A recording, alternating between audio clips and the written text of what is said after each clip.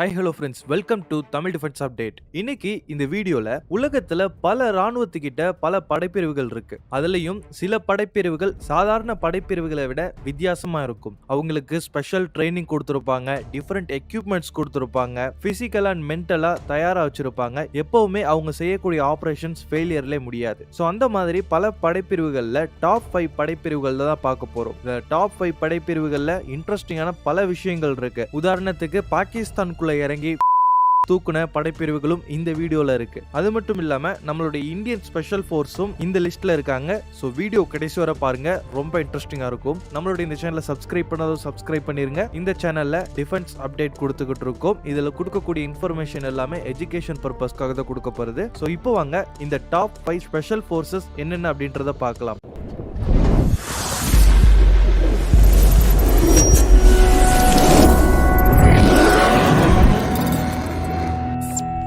இந்த டாப் 5 படைப்பிரிவுகளை பார்க்கறதுக்கு முன்னாடி இவங்க எல்லாருக்கும் காமனான ஒரு ட்ரைனிங் கொடுப்பாங்க. அதுதான் ஸ்பெஷல் ட்ரைனிங். ஸ்பெஷல் ட்ரைனிங் அப்படின்னு சொல்லும் போது இவங்களுக்குன்னு டிஃபரெண்ட் எக்யூப்மெண்ட்ஸை எப்படி பயன்படுத்துறது, இவங்களுக்குன்னு ஒரு ஸ்பெஷல் ஸ்ட்ராட்டஜி எல்லாமே இருக்கும். இந்த 5 படைப்பிரிவுகளும் லேண்ட் வழியாவும் சரி, ஏர் வழியாவும் சரி, சி வழியாவும் சரி போய் அட்டாக் பண்ணக்கூடிய கேபபிள் கொண்டவங்க. இதுக்கு முன்னாடி நான் சொல்ல போற இந்த 5 படைப்பிரிவுகளுமே பல ஆபரேஷன்ஸை கம்ப்ளீட் பண்ணியிருக்காங்க. இந்த ஸ்பெஷல் போர்சஸ் எல்லாருமே அவங்க நாட்டில் இருக்கக்கூடிய ராணுவத்தை விட கொஞ்சம் டிஃபரெண்டா செயல்படக்கூடிய போர்சஸ்னு சொல்லலாம். இந்த மாதிரியான படை வீரர்களை பிசிக்கலாவும் சரி, மென்டலாவும் சரி எப்பவுமே தயார் நிலையில் வச்சிருப்பாங்க. முக்கியமா நான் சொல்ல போற இந்த 5 படைப்பிரிவுகளும் ரெகனைசன்ஸ், அதாவது கண்காணிப்புல ஈடுபடுறதா இருக்கட்டும், சர்ச் அண்ட் ரெஸ்கியூல ஈடுபடுறதா இருக்கட்டும், சீக் அண்ட் டெஸ்ட்ராய் பண்றதா இருக்கட்டும், கவுண்டர் டெரரிசம் பண்றதா இருக்கட்டும், ஆன்டி பைரசி ஆபரேஷன்ஸ்ல ஈடுபடுறதா இருக்கட்டும், கொரில்லா வார்ஃபேர்ல ஈடுபடுறதா இருக்கட்டும், டைரக்ட் ஆக்ஷன்ல இறங்குறதா இருக்கட்டும், இந்த மாதிரியான பல ட்ரைனிங் இவங்களுக்கு கொடுக்கப்பட்டிருக்கும். அது மட்டும் இல்லாம ஸ்பெஷல் ட்ரைனிங் சொல்லப்படுற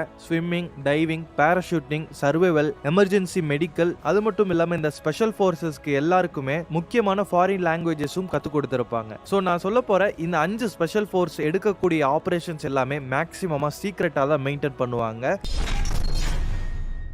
5வது இடத்துக்கு இருக்கிறது மிக முக்கியமான படைப்பிரிவான யுனைடெட் ஸ்டேட்ஸ்னுடைய நேவி சீல்ஸ். இந்த நேவி சீல்ஸ் பல ஆபரேஷன்ஸ்ல ஈடுபட்டிருக்காங்க. இவங்க வந்து யுஎஸ் நேவல்னுடைய ஸ்பெஷல் வார்ஃபேர் கமாண்ட் அதோட ஒரு படைப்பிரிவுல இருக்காங்க. இந்த நேவி சீல்ஸ் 1962ல இருந்து ஆக்டிவ்ல இருக்காங்க. இந்த நேவி சீல்ஸ்ல ஸ்பெஷலா சீல் டீம் 6 அப்படின்ற ஒரு டீம் இருக்கு. இந்த டீம் குறிப்பா அட்டாக்கு பிறகு மிக அதிக அளவு ஆக்டிவ்ல இருக்கு அப்படின்னே சொல்லலாம். இப்போதைக்கு இந்த டீம்ல கிட்டத்தட்ட 2450 பேர் ஆக்டிவ்ல இருக்காங்க. சோ இது வந்து நேவியை சேர்ந்த ஒரு படைப்பிரிவு அப்படின்றதுனால அமெரிக்காவினுடைய நேவி பர்சனல்ஸ்னுடைய கவுண்ட்ல இந்த படைப்பிரிவினுடைய பெர்சன்டேஜ் வெறும் 1% தான். பட் இவங்க வந்து எக்ஸாக்டா பல ஆபரேஷனை பண்ணி முடிச்சிருக்காங்க அப்படின்னே சொல்லலாம். இவங்க தாலிபான், வியட்நாம், ஈராக் பல நாடுகள்ல நடந்த போர்ல அவங்களுடைய ஆபரேஷனை கம்ப்ளீட் பண்ணிருக்காங்க. இன்னொன்னு குறிப்பா ஒன்னு சொல்லணும்னா, இந்த ஸ்பெஷல் போர்ஸ் தான் பாகிஸ்தானுக்குள்ள போய் சுட்டு கொண்டிருக்காங்க. சோ இவங்களை வந்து சீல் டீம் 6 அப்படின்னு சொல்லுவாங்க. சோ இந்த படைப்பிரிவு 5வது இடத்துல இருக்கு. 4வது இடத்துல இருக்கிறது பிரிட்டிஷ் ஆர்மியினுடைய SAS, அதாவது ஸ்பெஷல் ஏர் சர்வீஸ் ரெஜிமெண்ட். இந்த படைப்பிரிவுக்கு லாங் ஹிஸ்டரி இருக்கு அப்படின்னே சொல்லலாம். ஏன்னா இந்த படைப்பிரிவு செகண்ட் வேர்ல்டு வார்ல இருந்து ஆபரேஷனல்ல இருக்கு.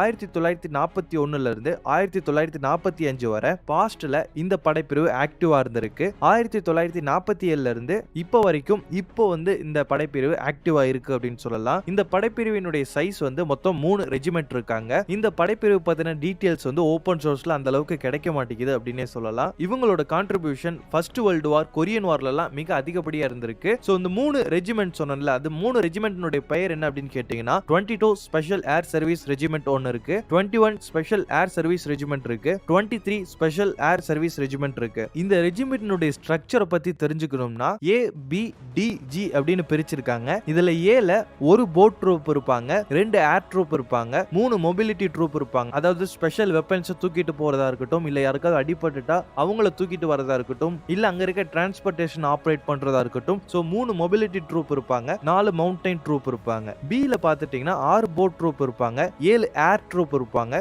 8 மொபிலிட்டி ட்ரூப் இருப்பாங்க, 9 மவுண்டைன் ட்ரூப் இருப்பாங்க. அதுவே D ல பாத்துட்டீங்கன்னா 16 ஏர் ட்ரூப் இருப்பாங்க, 17 போட் ட்ரூப் இருப்பாங்க, 18 மொபிலிட்டி ட்ரூப் இருப்பாங்க, 19 மவுண்டைன் ட்ரூப் இருப்பாங்க. அதுவே G ல பாத்துட்டீங்கன்னா இன்னும் கவுண்ட் அதிகமாயிட்டே போகுது. G ல வந்து 21 மொபிலிட்டி ட்ரூப் இருப்பாங்க, 22 மவுண்டைன் ட்ரூப் இருப்பாங்க, 23 போட் ட்ரூப் இருப்பாங்க, 24 ஏர் ட்ரூப் இருப்பாங்க. இந்த மாதிரி தான் பிரிட்டனுடைய எஸ்ஐஎஸ் சர்வீஸ் செயல்பட்டு வந்துகிட்டு இருக்கு. அந்தந்த ஆபரேஷனுக்கு ஏற்றவாறு இந்த ஏபிடிஜியை பிரிச்சு அனுப்புவாங்க அப்படின்னே சொல்லலாம். சோ இந்த எஸ்ஐஎஸ் படைப்பிரிவு 4வது இடத்துல இருக்கு.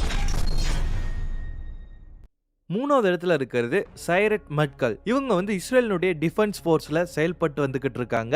1957ல இருந்து இந்த ஸ்பெஷல் ஃபோர்ஸ் செயல்பட்டு வந்துகிட்டு இருக்கு. இஸ்ரேலை பொறுத்தவரை உங்களுக்கே தெரியும், 1957க்கு பிறகு ஏகப்பட்ட போர்களை அது சந்திச்சிருக்கு அப்படின்னு சொல்லலாம். அந்த போர்ல இந்த படைப்பிரிவு அதிகப்படியான கான்ட்ரிபியூஷன் கொடுத்திருக்காங்க அப்படின்னு சொல்லலாம். குறிப்பா இந்த படைப்பிரிவு எதுல ஸ்பெஷலிஸ்ட்னு கேட்டீங்கன்னா, எனிமியினுடைய லைனுக்குள்ள டீப்பா போய் கண்காணிப்பாங்க அப்படின்னு சொல்லப்படுது. 1968ல லெபனான் மேல இஸ்ரேல் வந்து போர் தொடுக்கும் போது ஆபரேஷன் கிஃப்ட் அப்படின்ற மிஷனை இவங்க பண்ணிருக்காங்க. 1969ல இஸ்ரேல் எஜிப்தினுடைய P-12 ரேடார் ஸ்டேஷன் அட்டாக் பண்ணும்போது இந்த சைரட் மெட்கல் அப்படின்ற குரூப் அவங்களுடைய கான்ட்ரிபியூஷனை கொடுத்திருக்காங்க. அதே போல 1972ல ஆபரேஷன் இசோடோப் பண்ணி முடிச்சிருக்காங்க. ஹைஜாக் ஆகியிருந்த செபானா ஏர்லைன்ல 707 பேசஞ்சர்ஸை இந்த ஆபரேஷன் இசோடோப் மூலமா காப்பாத்திருக்காங்க. அதன் பிறகு operation spring of youth, operation thunderbolt, operation sharp and ஸ்மூத்னு பல ஆபரேஷன்ஸை இந்த படைப்பிரிவு கம்ப்ளீட் பண்ணிருக்காங்க. சோ இஸ்ரேலினுடைய இந்த சைரட் மெட்கல் அப்படின்ற ஸ்பெஷல் ஃபோர்ஸ் 3வது இடத்துல இருக்கு. 2வது இடத்துல இருக்கிறது ரஷ்யாவோட ஸ்பெட்ஸ்நாஸ் GRU. இந்த படைப்பிரிவு சோவியத் யூனியன் காலகட்டத்திலே இருந்தது. அதன் பிறகு டீஆக்டிவேட் பண்ணி ரஷ்யன் ஃபெடரேஷன்ல 1991ல இருந்து இப்ப வரைக்கும் செயல்பட்டு வருது. இத 2 பிரான்ச்சா பிரிப்பாங்க. ஒன்னு வந்து GRU அண்ட் இன்னொன்னு வந்து KSO. இவங்களோட கான்ட்ரிபியூஷன் கோல்டு வார்ல மிக அதிகமா இருந்திருக்கு. வியட்நாம் வார்லயும் மிக அதிகமா ஆபரேஷன் பண்ணிருக்காங்க. சோவியத் ஆப்கானிஸ்தான் வார்லயும் அதிக ஆக்டிவ்ல இருந்தாங்கன்னு சொல்லப்படுது. தாலிபான் சிவில் வார்லயும் இந்த படைப்பிரிவு அதிக ஆக்டிவ்ல இருந்தாங்க. இப்போ கரண்ட்ல உக்ரைன் ரஷ்யா வார்ல கூட இந்த படைப்பிரிவு முக்கியமான டார்கெட்ஸை துல்லியமா அளிக்கிறதுக்காக ரொம்ப ஆக்டிவா இருந்துட்டு வந்துட்டு இருக்காங்க அப்படின்னே சொல்லலாம். சோ ரஷ்யாவோட இந்த ஸ்பெட்ஸ்நாஸ் படைப்பிரிவு 2வது இடத்துல இருக்கு. முதல் இடத்துல இருக்கிறது மார்கோஸ். இந்தியாவினுடைய நேவில இருக்க ஒரு படைப்பிரிவு மெரைன் கமாண்டோஸ ஷார்ட்டா மார்கோஸ் அப்படின்னு சொல்லுவாங்க. 1987ல இருந்து இப்ப வரைக்கும் இந்த படைப்பிரிவு ஆக்டிவ்ல இருக்கு. இந்த படைப்பிரிவு வான் வழியாவும் தாக்குதல் செய்வாங்க, கடல் வழியாவும் தாக்குதல் செய்வாங்க, நிலம் வழியாவும் தாக்குதல் செய்யக்கூடிய கேபபிள் கொண்டவங்க. இவங்களுடைய ஹெட் குவார்டர்ஸ் விசாகப்பட்டினத்துல இருக்கக்கூடிய INS கர்னா இந்தியன் நேவல் பேஸ்ல தான் இருக்கு. இது வரைக்கும் நம்மளுடைய இந்த படைப்பிரிவு மார்கோஸ் படைப்பிரிவு operation Cactus, operation Leech, operation Pawan, Kargil war, operation Black Tornado, operation சைக்ளோன்னு பல ஆபரேஷன்ஸ்ல ஈடுபட்டிருக்காங்க. அது மட்டும் இல்லாம ரெகுலரா காஷ்மீர்ல கவுண்டர் இன்சர்ஜென்சி ஆபரேஷன்ஸ்லயும் ஈடுபட்டு வந்துகிட்டு இருக்காங்க. 1993ல கூட சொமாலியால சிவில் வார் வெடிச்சது. அப்ப அங்க இருந்த இந்தியாவினுடைய குழுவுக்கு மொகடிஷுல இந்தியன் நேவியை சேர்ந்த மார்கோஸ் படைப்பிரிவு சப்போர்ட் பண்ணாங்கன்னு சொல்லலாம். இவங்க வந்து நேவல் டாஸ்க் போர்ஸுக்கு நல்ல சப்போர்ட் கொடுத்தாங்க அப்படின்னு சொல்லப்படுது. நம்மளுடைய இந்த மார்கோஸ் படைப்பிரிவுக்கு செப்பரேட்டா